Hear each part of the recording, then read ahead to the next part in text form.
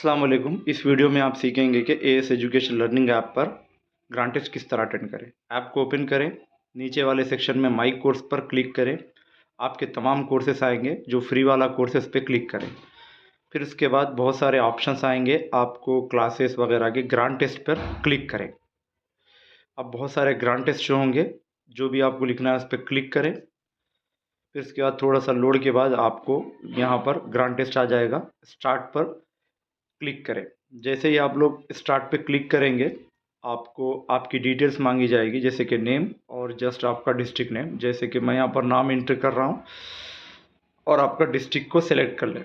Select करने के बाद आप नेक्स्ट पर क्लिक करें तो आपको सवालात आ जाएंगे। सवालात क्योंकि बड़े हैं इसलिए स्क्रॉल करना पड़ेगा। आप स्क्रॉल करके नीचे जो ग्रीन कलर के क्लियर और नेक्स्ट है, वो वाले क्लियर और नेक्स्ट का इस्तेमाल करें। ठीक है, हाँ, ये एग्ज़ाम का नेक्स्ट क्लियर प्रीव्यू वाला इस्तेमाल करें। तो आप एक एक से क्वेश्चन आएंगे और नेक्स्ट पर क्लिक करेंगे तो आप